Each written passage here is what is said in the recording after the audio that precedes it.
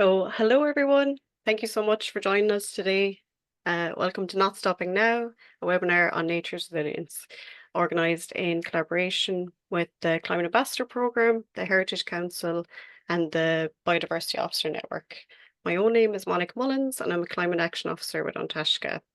Our Climate Ambassador Programme was established in 2017, and we trained over 1,200 people, and we are funded by the Department of the Environment, Climate and Communications. Thanks a million, Monica, and hello everyone. Thanks a million for joining today. I'm Marina Mulligan. I'm the Biodiversity in Waterford City and County Council. And as part of this partnership, we're working alongside the Heritage Council and the network of biodiversity officers across the country. This is a really diverse group of people, and you'll meet a few of these over the course of the next 6 episodes of the new series of Not Stopping Now, which we've called For the Ocean. This webinar is really designed to connect you with the habitats and the species around you, especially if you're on the coast, or your impacts on them if you're not on the coastline. We're joined by 2 incredible guests today, which we'll introduce you to in a second. But the first session here will focus on whales and dolphins of the Irish Sea. We call them cetaceans. And for this, we've got Pádraig Whooley from the Irish Whale and Dolphin Group. And we've got Helen Hanratty, the Biodiversity Officer in Louth County Council. So with Pádraig, his involvement with the IWDG goes back to the early 1990s. And during this time, he's travelled extensively overseas to work with and observe whales and dolphins in the wild. You'll hear more from him in a second. And Helen will jump on in a second as well for the Q&A. And Helen is a Biodiversity Officer with Louth County Council. Her journey began with a deep dive into applied marine biology and is another marine ecology expert in this area as well. So what to expect for the next hour? After this brief introduction, Pádraig will teach us about Ireland's whales and dolphins, the work of the Irish Whale and Dolphin Group, and how we can take action to help these marine mammals. Around 1:40, we'll start our Q&A session with Helen, and we'll finish up at 2 p.m. Before we start, please remember to use the Q&A function at the bottom of your screen, and you can also use the closed captions as well. And with all that said, I will hand over to you, Pádraig. The virtual floor is yours.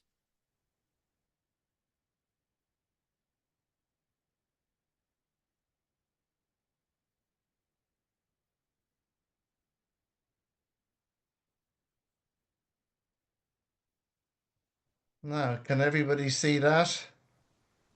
Yeah, it's looking good. Okay. All good? Good to go? Absolutely. So, the floor is yours, Pádraig. Off we go. Well, hi everybody. Thanks for joining us on this sunny in West Cork anyway, sunny afternoon. So I'm the sightings officer with the Irish Whale and Dolphin Group. This is a position I've held for probably more years than I care to remember. So we'll give you an insight into the work of the Irish Whale and Dolphin Group. And before we talk about where we're at today, probably no harm just to go back a couple of years, back about 50 million years, back to the Eocene period. So just to give people an idea that the whales and dolphins we have today, their descendants were land-living, were terrestrial animals, terrestrial mammals, probably plains grazers and predators. And my own take on it is that the grazers probably morphed into our baleen whales, and the predators probably morphed into our toothed whales. So we have these animals today in Irish waters and globally around the world. But their evolutionary past is very interesting. And we know today, if we find a whale and we cut into it, and in this case, this is a fin whale in Cormac-Sharry Bay back in 2010. And here you have the wonderful Professor Joy Reidenberg, small in stature, but a formidable person, cutting open, with help from UCC and Irish Whale and Dolphin Group, the fin whale. And one of the things she was looking for the vestigial limb, the back leg. And as nighttime started falling, it was January, it was starting to sleet and snow, it was freezing weather. She actually managed to remove the hind leg of the whale. So yeah, whales today still have their back legs or their vestigial limbs, but it's a reminder to us of evolution. And it's, it's the old adage, either you believe in evolution, which is science-based, or you believe in, creation, which is a religious belief system that 7,000 years ago the planet was created by a higher deity.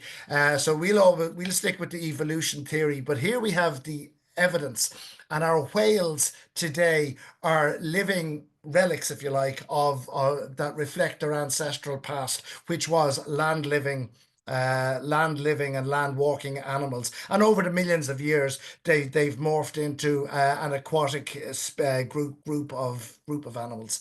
So coming forward 50 million years to 1990, when the Irish Whale and Dolphin Group was established, the main thing the group wanted to achieve was better coordination of biological recording schemes.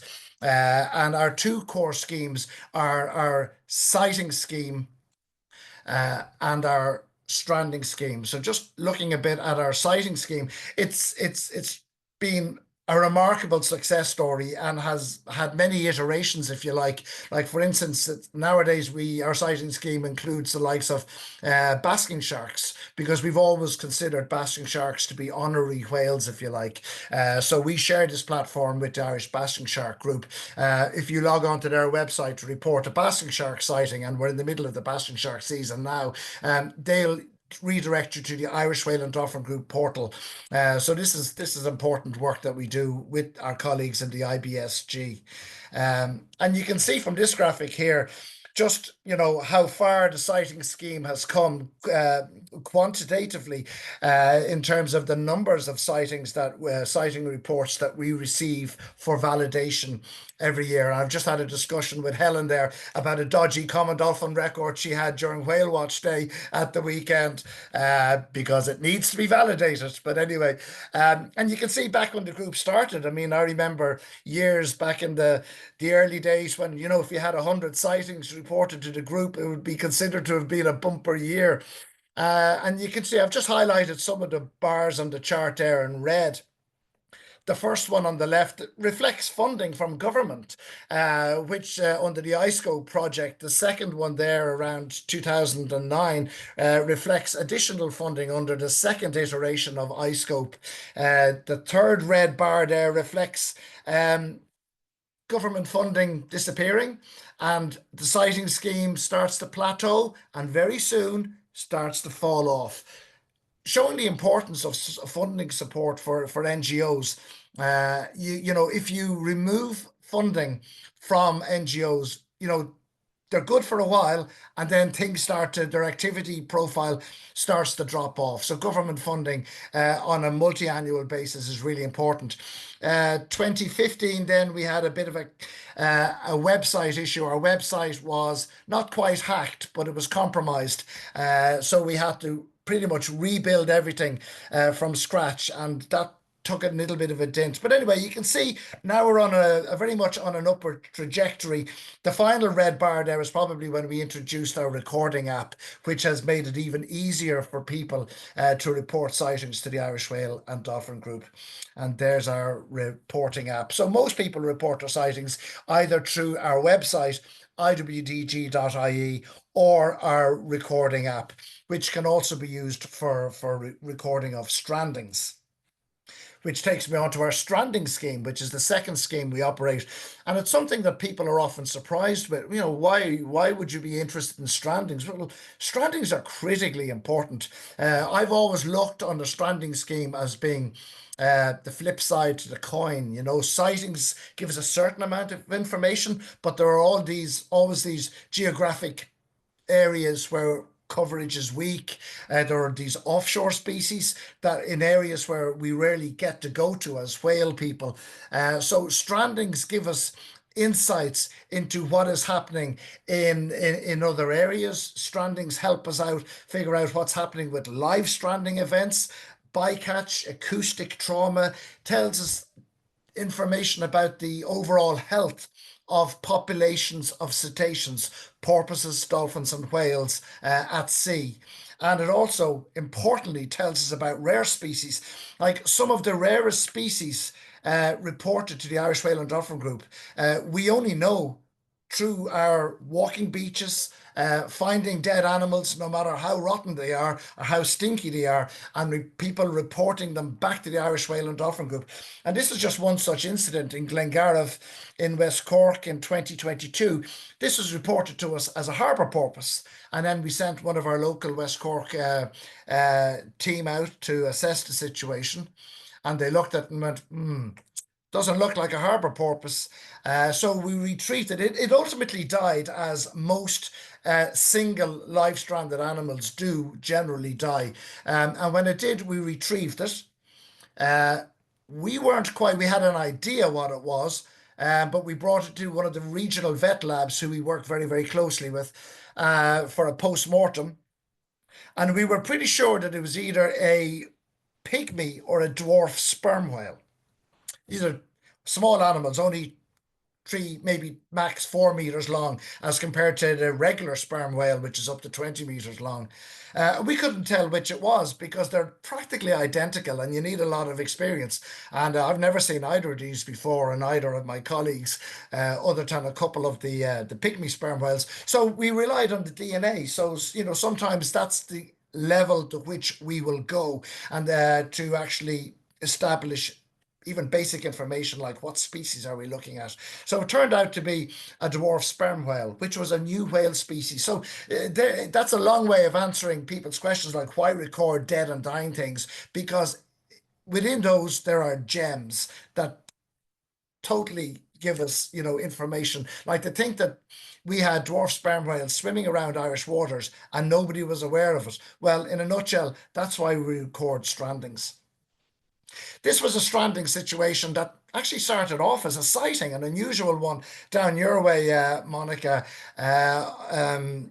Marina, sorry, of a sperm whale, a large sperm whale this time, that swam into Waterford estuary and spent basically the entire day adjacent to Arthurstown, near the ferry crossing between Ballyhack and Passage East. And we were, at this stage, we were calling Gemma on our stranding team, get ready, there's going to be an incident. And as low tide started to turn, we were thinking, oh God, it's going to strand now, it's going to strand, and we're going to have a live stranded sperm whale to deal with. And luckily, it swam out, and our observers watched it between Hookhead and Dunmore East, and we thought, oh, thanks be to God, we've just dodged a bullet there. So that was the 25th of March. On the 8th of April, a sperm whale of roughly the same size swam into Ettrick Bay on the Isle of Bute in the Western Hebrides. And we started to get good photographs that we could compare, and it was the same individual. And we thought, okay, so now a sighting can become a stranding. And we matched up enough points of similarity that we could confirm. So the interesting thing about this is it shows that we can now tell, with access to social media, with digital photography, with a really good recording network, and by linking up with colleagues in other countries, we can start to build a really good profile, bigger picture, and tell the stories of these whales. And in this case, it turns out to be to not having such a great ending. But you know what? Most whales live long lives and die of perfectly natural causes. And this just looks like one of these incidents. We don't know what route it took, but it was far more likely that it went up the Irish Sea. And then once it really ended up in Bute Island, really there was only one way out of that, and that was in a coffin. It was never going to get, especially we have to assume that when it came into Waterford estuary 2 weeks earlier, that it was somehow compromised. It did look a little bit on the thin side, but anyway, this animal came to its natural end in, may I add, an absolutely beautiful place. Of course, not nearly as nice as Waterford Harbour.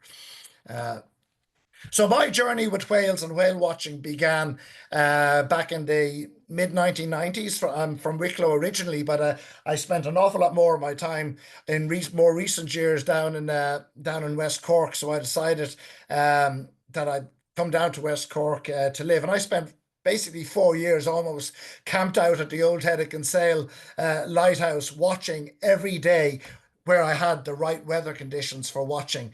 And I remember my very first watch, I went out on a beautiful June day, and I saw two harbour porpoises, and I just thought, crikey. Well, that was underwhelming, wasn't it? I could have seen that from Bray Head or from Greystones Pier any day of the week.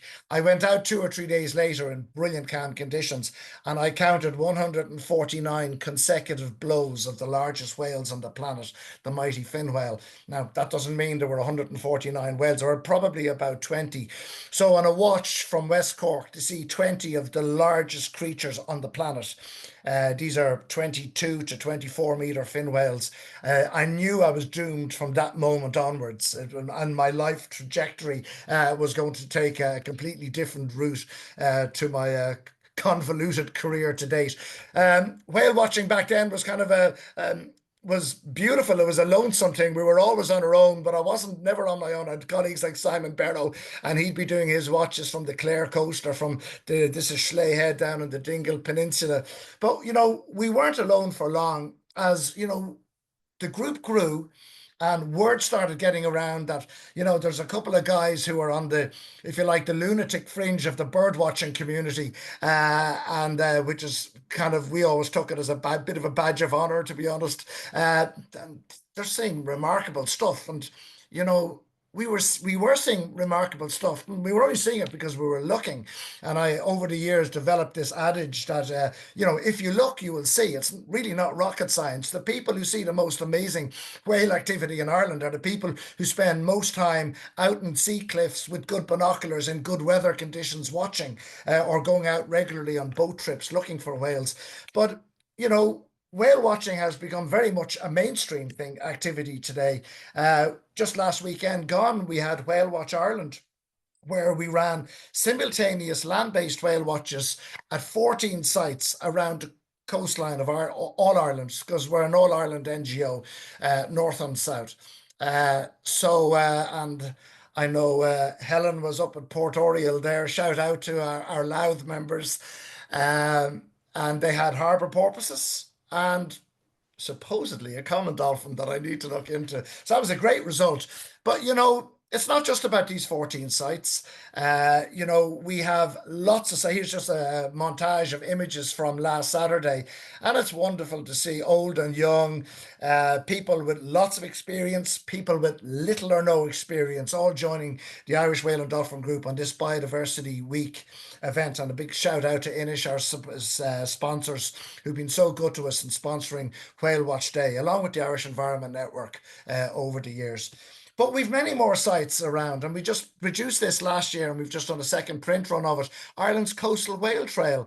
And we hand these out at most of our events, where you can see at a glance, we have what I would consider to be about 100 sites that I would consider to be reasonably good to excellent land-based vantage points, and a few out in the islands as well, that anybody can sit out on one of these sites with a pair of binoculars or a spotting scope and a mug of tea and a flask of sandwiches. That probably should be a flask of tea, shouldn't it? Yeah, it should be. And do a whale watch and report your sightings back to the Irish Whale and Dolphin Group. So you'll see there on the left the usual suspects that we can get to see from these coastal watches, and you see they're color coded there depending on the frequency of sightings. So this gives us the inshore picture of what we can see coastally around the island of Ireland. And that list is not exhaustive by any stretch of the imagination. And anybody who lives around coastal Ireland, you're probably not too far from a really good location. All you need is a little bit of elevation and to watch the weather quite closely. So Irish mammals, Irish marine mammals, are a really important group of animals, and they comprise over 50% of Ireland's mammalian fauna. And in this, I'm including our two species of pinnipeds, which are our seals, and our Eurasian river otter. So if you combine these 26, 27, you're looking at about 29 species of mammals that are native to Ireland, that live predominantly their entire lives at sea. Okay, the river otter is probably questionable. They're more estuarine, but they are considered generally to be a marine mammal species. So our marine mammals are a really important group of animals in an Irish context. Globally, what we have in Irish waters is really significant as well. If you look at these families of whales, 1, 2, 3, 4, 5, 6, 8 families of whales and dolphins and porpoises in total, we have in Irish waters species from 7 of those 8. We can have a question at the end. Who can guess which of those families are not represented in our species list in Ireland? I'll tell you anyway. It's the river dolphins. River dolphins typically found in, India, Pakistan, China, the Amazon, places like that. So that's not to say, of course, that we don't have dolphins in Irish rivers. We do. We routinely get amazing sighting reports. And just to give you a quick spin around the country, the River Bann in County Derry, harbour porpoise. There's a common dolphin in the river. You see the dart there, so you can probably guess it's the Liffey.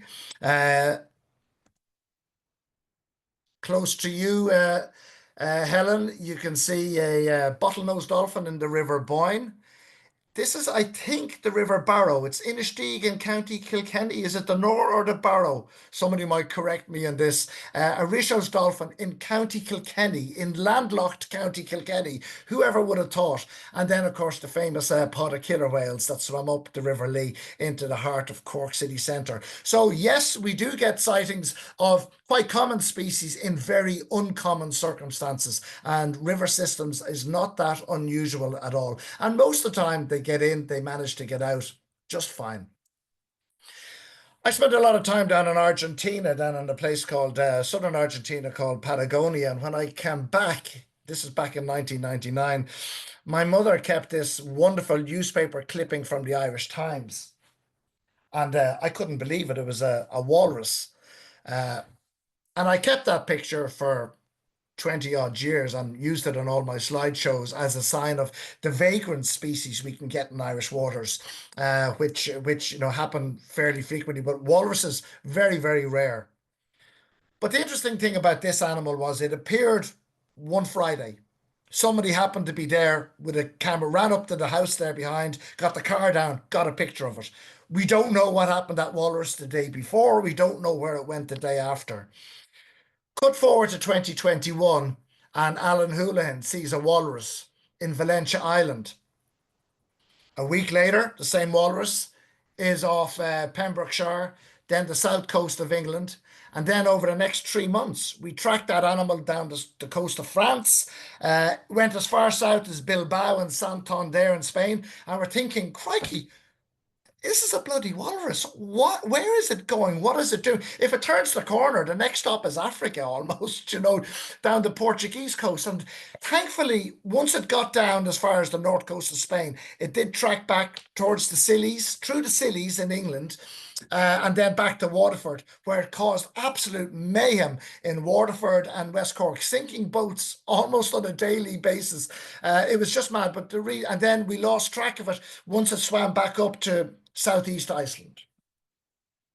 But I think it's a fascinating insight into how much biological recording of marine mammals has changed in Ireland. Compare that with the Clew Bay animal. We can track it using our network of research colleagues, engaging with the vast amount of interest there is from citizen scientists. And of course, we all have a camera in our back pocket, which has made a huge difference. So it's a very, very different setup to today. So in Ireland, very quickly, just from our smallest whale or cetacean, the harbour porpoise, to the very biggest, the mighty blue whale. From our toothed whales, and typified wonderfully by the killer whale, and I know using that term offends some people, so I will call them also the orca. I happen to prefer killer whale. I always think there's something a bit fluffy about orca. But anyway, to our largest of our baleen whales that we see in coastal waters, which is the mighty fin whale. So these are the difference between our toothed and our baleen whales. And then we've got our inshore species around coastal Ireland, typified by this montage here. harbour porpoises, common bottlenose, minke whales, humpback whales, fin whales, and of course we throw in basking sharks, which we, as I said earlier, we include as honorary whales, if you like. And then we have our offshore species, and of course Ireland is surrounded by incredibly shallow waters. I mean, most of our waters, until you hit the drop-off zone, are probably, 30 to 100 meters deep. And then you start getting out into the funky zone where things start dropping off. And then once you hit the edge of the continental shelf, they drop down vertically to 1,000, 2,000, 3,000 meters. And of course, because you've got different habitats, we then end up with a whole range of different, or diversity of different species, a different species mix. So you've got your pelagic offshore dolphins, like white-sided dolphins, pilot whales. You've got your beaked whales, which are the classic deep diving whales. This one, Cuvier's whale, can easily dive up to 3,000 meters. That's 3 kilometers. Bottlenose whales, your sperm whale again, and of course the mighty blue whales. They tend not to move into coastal waters, but seem to have a preference for 700 meters. When you're talking about blue whales, 700 is a number that keeps coming up. They love that 700-meter depth contour. So if you're ever offshore looking for whales, tell the skipper to find 700 meters and then get very excited. But you'd be surprised. We don't get blue whale records every year, but we do get blue whale records certainly every couple of years. So they are out there. They're just in places where we have very little observer effort. But they do seem to be a species that are recovering quite nicely. So kind of on the homeward bound here, I hope I'm sort of sticking roughly to time. So we have this wonderful species richness, if you like, and the Irish Whale and Dolphin Group celebrated our 25th anniversary, and we decided back in 2016, and we decided that we would celebrate that with our boat, the Celtic Mist, which was donated to us to the Irish Whale and Dolphin Group by the Haughey family, none other. So we had a tour around Ireland to celebrate the Sanctuary Declaration and our 25th anniversary. And during that tour of Ireland, we got this, Helen, you'll be interested in this sighting. We got this interesting sighting by the pilots from Carlingford Lough, who reported and thankfully had photographs of a whale. And when the images started coming through, it was very clear to us this was a whale we'd never seen the likes of before. And it was a bowhead whale. So what a wonderful gift on our 25th anniversary to actually record our 25th whale species. And people thought it was a put on, it was a joke, but it was remarkable. So we actually asked the skipper of our boat, the Celtic Mist, to detour in towards Carlingford Lough, but we had no further sightings of it. But at least on our 25th anniversary, we got to record our 25th whale species, because we've been stuck on 24 for decades. There had been no shift on that. So that was nice. So again, one of these extra liminal vagrants that, every couple of years get recorded along with the likes of beluga whales and walruses and the like. So our whales are here for only one reason, and that's to feed. They're, and some of these whales we have here over prolonged periods of time. So our waters are considered to be rich feeding grounds for some of the largest creatures on the planet, namely our baleen whales. And this is just an interesting graphic to show how our data can be used just to plot year on year the growth of humpback whale sightings. And you can see the slow shift from West Cork across to Kerry, and then in more recent years, more sightings up the west coast. And then what we're seeing now is a big push towards the Irish Northwest. We lost a couple of years there towards the end, so it's not quite up to date. But it is amazing. We are now seeing more and more of our humpback whales and fin whales, rather than turning up in West Cork and West Kerry, which for the last 20 years has had something of a near monopoly on sightings. These same individuals, and we know they're the same individuals by photo ID, because we're cataloguing we're building up catalogues of known individuals. And these are two individuals, number 47 and 63, that we've catalogued in West Cork for 15, 20 years. And they're now turning up with Ben Bulbin in the background. And while I'm delighted for whale watchers in the Northwest, we want our bloody West Cork and Kerry humpback whales back down here. But it does show how dramatically things are changing in our oceans. As I said, we're building up this wonderful resource, and as of last week, our catalogue comprises 136 individual recognizable humpback whales, and our colleague Miguel Blasquez is just finishing, who's just got a PhD now. He'll be doctor in a couple of weeks.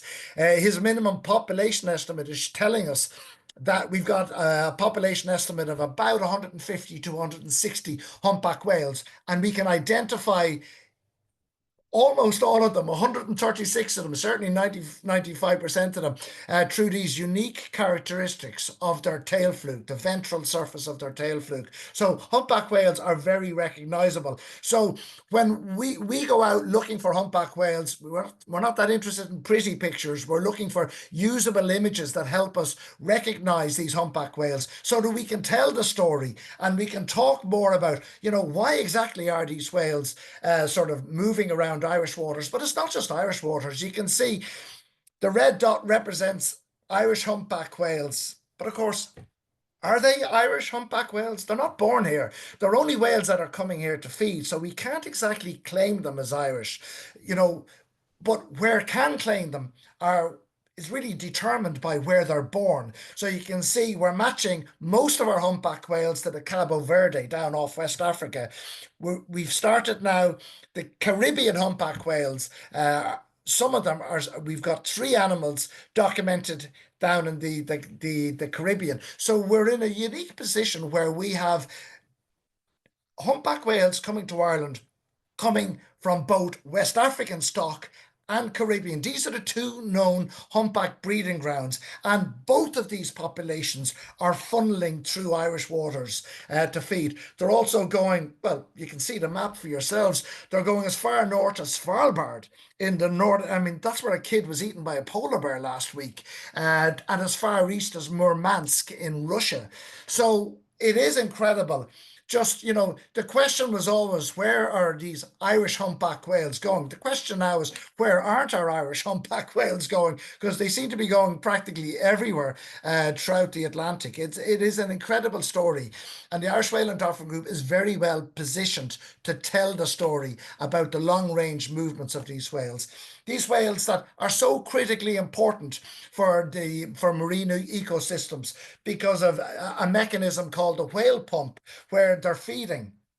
And in feeding at depth, and this next slide shows it quite well, a group of sperm whales captured about 100 kilometres west of the Aran Islands in County Galway, group of 4 sperm whales taken by the Irish Air Corps Maritime Squadron.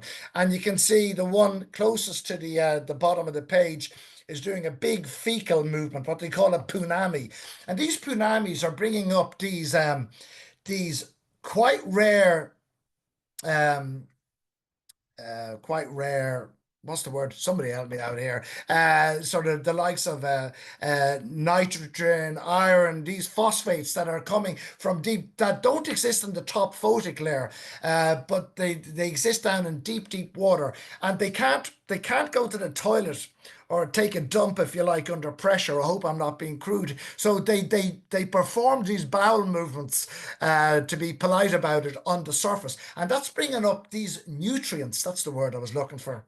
Thanks for your help, Marina. I knew you knew the word. They're bringing up these nutrients from depths. And what they're effectively doing is fertilizing our oceans, both horizontally up the food chain and latitudinally as they move from tropical waters up to high latitude feeding areas. So, when we hear people say, oh, whales are bad because they're eating our fish, and the more whales we kill, the more fish there are.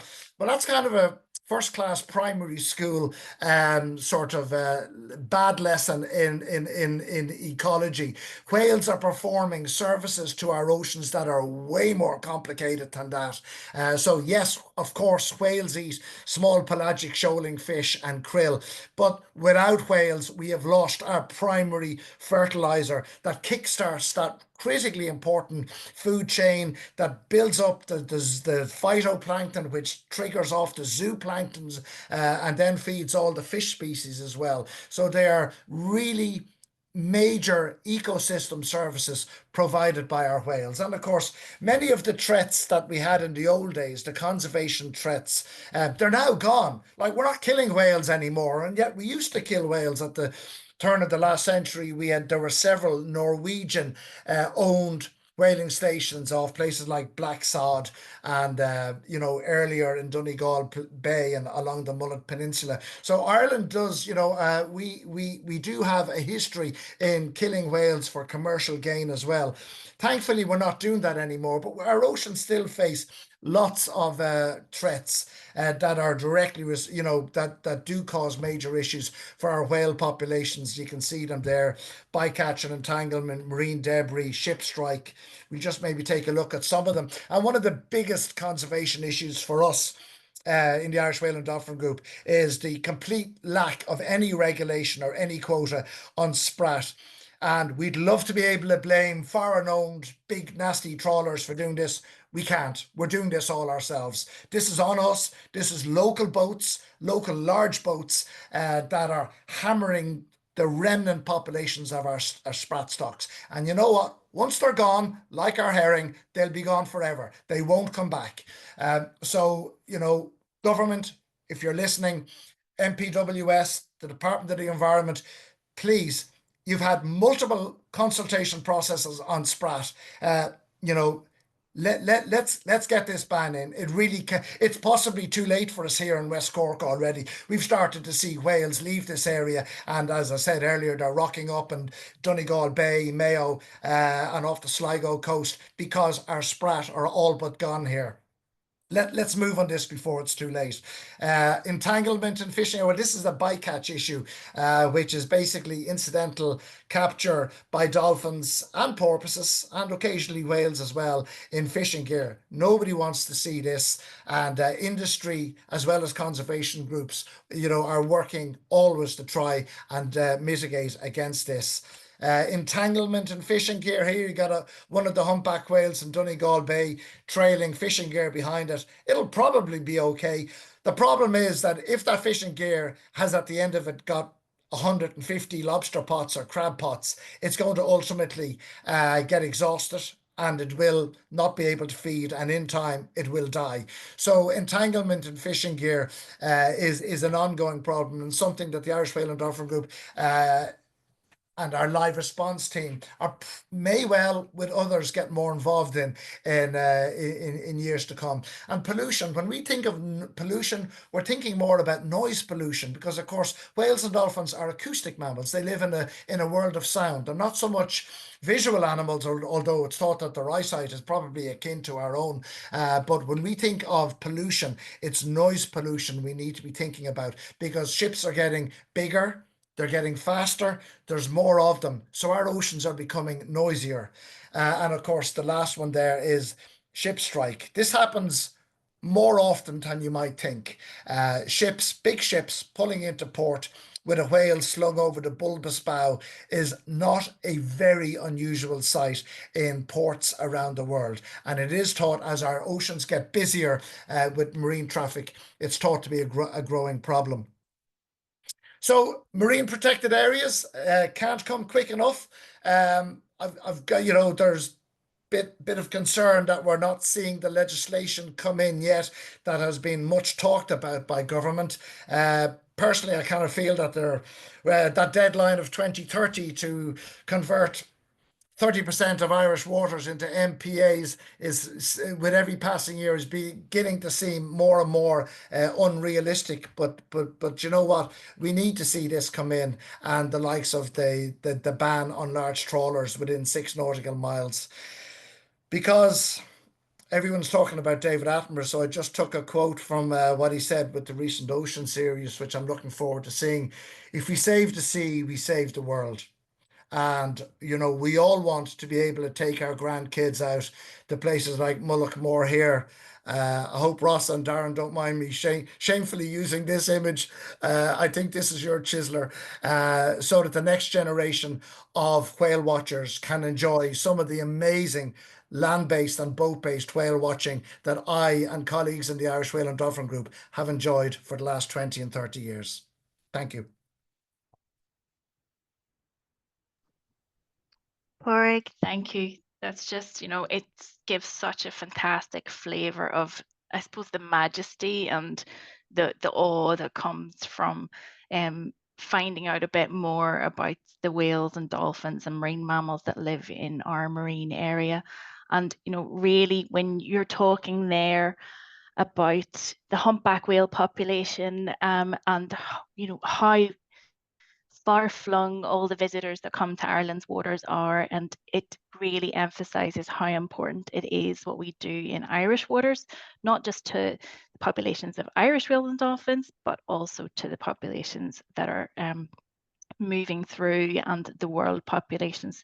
So, you'd mentioned there about the 25th anniversary back in 2016, and that was of the Ireland's whale sanctuary being declared. So I think I'm right to understand that we were the first part of Europe to declare a whale sanctuary, and it's where I'm curious to know what you feel that designation or that kind of listing, I suppose, has maybe done for Ireland, and indeed when you're talking about the marine protected areas and the much anticipated MPA bill, what it is that you would like to see come from that. You've talked as well about the SPAT and the SPRAT, and how important it is that meaningful actions are brought in to manage our marine areas. So I'm going to take a look at the questions here, Pádraig, but it was just fantastic to hear you talk about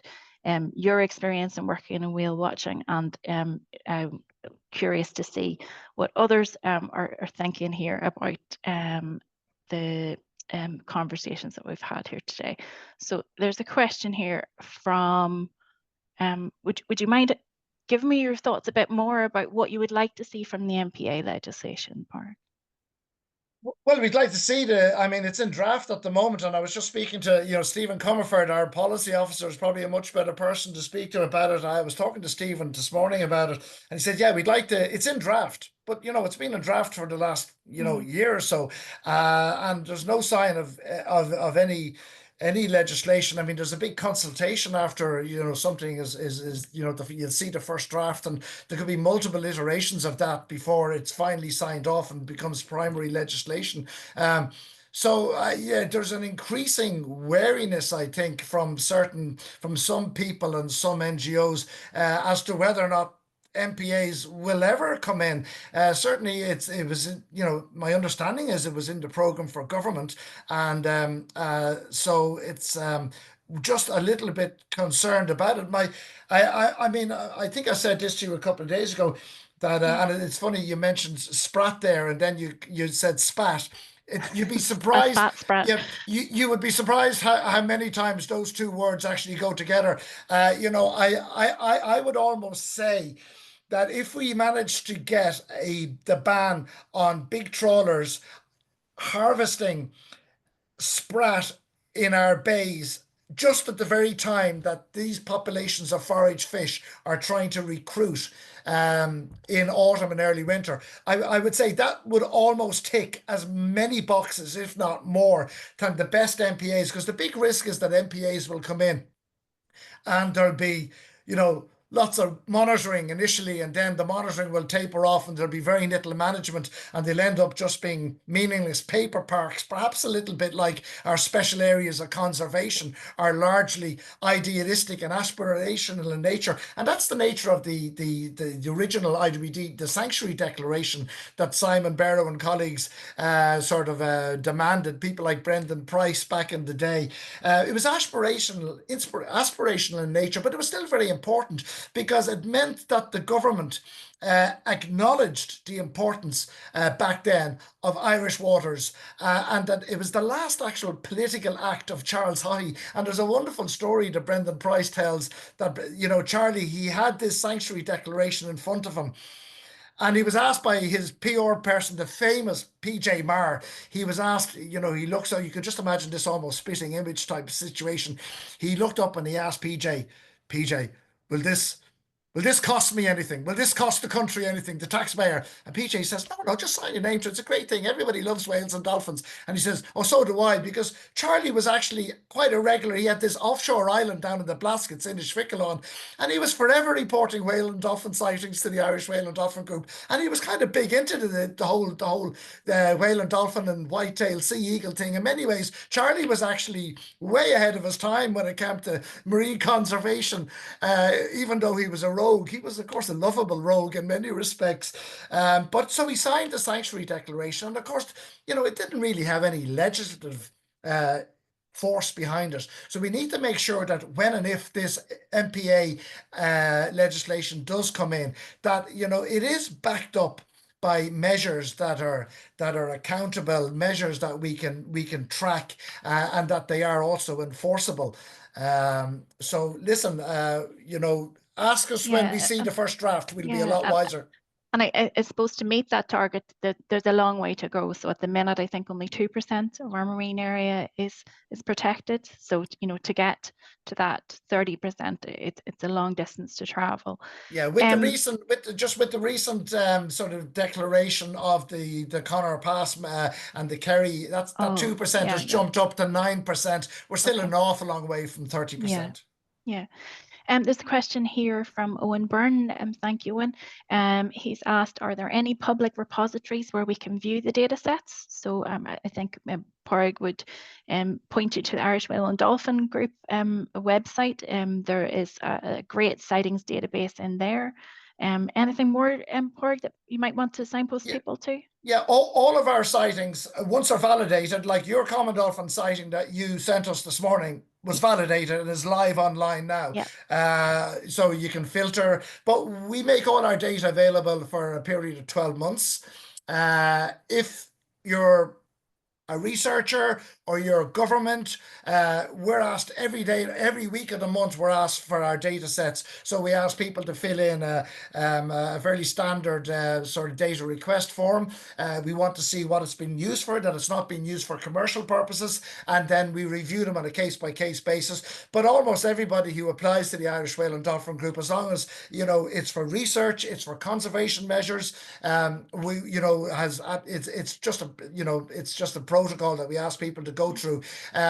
Obviously, if you're a commercial entity and you want to use our data, what we found was we used to have all our tens of thousands of sightings available, and what we discovered was environmental consultancies were using our data and they were charging their clients thousands of euros for our data that our volunteers have collected. So we just thought, bugger that.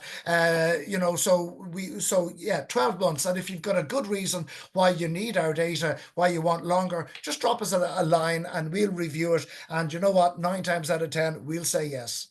And I was going to say as well, Pádraig, whilst you're an NGO, it's really important to highlight as well, you know, how you talked a bit about funding and how important and impactful funding is on the sightings, but it's also where the data that Irish Whale and Dolphin collect. Now, my accent's going to betray me, so I of course am from the north, but it's where that data that is being collected by Irish Whale and Dolphin is used for both the UK assessments of the status of whales and dolphins, as well, of course, as the Irish assessments. So, you know, there are assessments that are carried out by UK and Irish governments for marine strategy, for OSPAR, and for all of that. So much is reliant on the data that had been collected by organizations like yours. So, you know, it's where, don't underestimate the value of NGOs in environmental recording. And I suppose then it's where citizen science becomes very important. So many of the records are, of course, collected by the public, and it's where that validation process that you've talked about becomes really very important. And it's the power of people in helping to create that information. So There's another question here from Tommy Burke. Thank you, Tommy, for your question. So he's, I suppose the question came in whenever you had mentioned about that we in Ireland have a ban on whaling, but he has asked about what would you say about the whale cull that happens in the Faroe Islands? So that's the annual whale cull that happens there. Is there anything the Irish Whale and Dolphin Group would like to say in relation to that? Not really. It's not Irish waters. Yeah. We're the Irish Whale and Dolphin Group, and we did when we did our 2019 expedition to Iceland looking for our Irish humpback whales in Icelandic waters. You know, we met lots of Icelandic people, and you know, we decided that we wouldn't go up and give them a lecture. These are smart people. They don't need lectures from pro conservation groups. It sounds a little bit preachy, but we would rather focus on real issues in Irish waters. I mean, I happen to have personal opinions about the pilot whale grind. If I had an off button and I could press it, I would switch it off in the morning. There's a flip side to that. The flip side to that is that they've used this hunt for hundreds, if not thousands, of years. Every scrap of meat that every whale they kill and butcher, everything is eaten by local communities. And there would be a point there that, you know, the Faroes, if you've ever been there, it's a place where you couldn't grow a turnip. And, you know, they don't take that kindly to lectures from people from Ireland, one of the most productive agricultural countries in the world. And that's something you kind of need to be a little bit mindful of. It's a place where, produce is, you know, they really do rely far more heavily on meat. That said, I know people who have seen it. It looks bloody awful. It's a visceral mess. But my colleagues who are really anti-whaling of any description have said that they were amazed with how efficient the hunt was and how quickly the animals were actually killed, which kind of really did surprise me. But it was a very efficient process. And that's because they've been doing it for many, many years. And there's a lot of specialization in what everybody does. It does look like a bit of a free-for-all, but no, it is a practice drill that has taken place over hundreds and hundreds, if not longer, of years. So my views may not be to everybody's ears, but the Irish Whale and Dolphin Group, it's not Irish waters, although I do accept that it's quite likely that some of these pilot whales that are being killed, maybe not every year, because some years the pilot whales don't come inshore into the Faroes. So there can be consecutive years where no pilot whales are killed. But we are mindful that some of those pilot whales may be spending some or most of their lives in Irish waters, because we do share adjacent territories. So that certainly would be a concern. But yeah, listen, in an ideal world, nobody would be killing whales. We would make the case that in this day and age, it's very hard to see a strong case with the availability of alternatives for people to go out and kill large dolphins such as long-finned pilot whales. Pádraig, thank you. I wanted to ask you, there a few people there had picked up on the coastal whale trail map that you had shown a picture of. So I've put a link to that within the chat, so that's available there for people if you'd like to download it yourself. But it is where, I suppose, if you're lucky enough to have seen a large whale or even a pod of dolphin or something like that, I do feel like it is such an incredible experience that it'll last with you forever. So for people here today who may not have tried whale watching before, may not have had the opportunity to either go out on the coast with a pair of binoculars or telescope, or and to take a boat trip, what would you recommend by way of best practice when whale watching? How do you best go about it? There's a lot of really, I suppose, incredible imagery that's available on social media, a lot of it from drones. But what is the best practice guidance, and indeed, concerns about how we might not disturb these magnificent creatures whenever we do try to watch them? Can you give us some advice?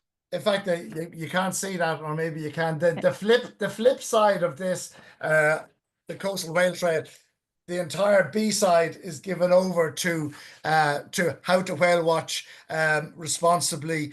Talking about watching the weather windows, really important, about optics, and as well, we're working very closely with the National Parks and Wildlife Service on a code of conduct for not just commercial boat operators, but also recreational boat users. Because obviously, when it comes to boats and whales and dolphins, there is scope for people to behave not so much badly, but just behave in a way that maybe the focus is on showing your passengers a good time rather than respecting the animals and keeping a safe distance. But personally, I would say the only way to whale watch and not have any negative impact is my preferred way of whale watching, which is sitting up on a headland. If you can sit up on a headland with your binoculars or your spotting scope all day and have zero impact on whales. So that's the first thing I would say is try land-based whale watching.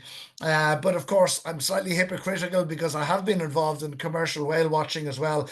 And, it is amazing being out on a boat in close proximity. We'd ask boatmen to keep a respectful 100 meters distance and not spend, more than 15-20 minutes with whales, and just to let the animals, be it porpoises, dolphins or whales, let them dictate the level of interaction. Don't pursue animals that may not quite want to hang out with you today, but land-based whale watching, certainly invest in a good pair of binoculars. There is absolutely nothing like the experience, and you can get very zen-like on being out on a Monday morning when everybody is in the city, everybody's at work, and you're sitting on a headland with a flask of tea and watching, a pod of killer whales or fin whales breaching or lunge feeding fin whales, the largest animals on the planet, and nobody else is watching them. It's a wonderful, selfish piece of self-indulgence, and then, of course, we tell the story. But I would say to people who want to become more involved, become members of the Irish Whale and Dolphin Group or whatever sort of wildlife it is. Become members of Birdwatch Ireland or the Irish Wildlife Trust. Support your local conservation groups by becoming involved and becoming active. Like if you join the IWDG, join our local active groups, become involved in our live strandings. And I believe you're going to have a Gemma coming over in a couple of weeks' time in June to do a live stranding course with you. So we're we're a small but a very active NGO. So become active, become involved, and become members. At that point, I think it's a perfect time to hand over to Marina and Monica again. So Pádraig, thank you for giving us a taster of this fantastic gateway drug that is to the marine environment, that is marine megafauna in Irish waters. So thank you for your time today. Thank you. Well, that's all for today, folks. Big thank you for our guests and making this session possible with their knowledge and experience. And thanks to everyone for taking this hour out of your lunch to reconnect with nature. We hope this sparks something positive in you. And remember, you can join us again for the upcoming sessions. The next one will be on the 25th of June, where we'll be talking with the talking about basking sharks with the Irish Basking Shark Group. And we have a link for that in the chat, so please follow that and sign up. We're also sharing a feedback form with you. We would appreciate if you could take maybe 3 minutes to tell us about what you think, and we can keep improving. I suppose I'm typing there, but it's maybe we're better to say. And yes, the videos have all been recorded and will be available on the Not Stopping Now Climate Ambassadors website. Thank you. Yeah, exactly. So from the team, thank you all. I hope to see you in the next episode of Not Stopping Now for the Ocean. Thanks, everyone. Thank you.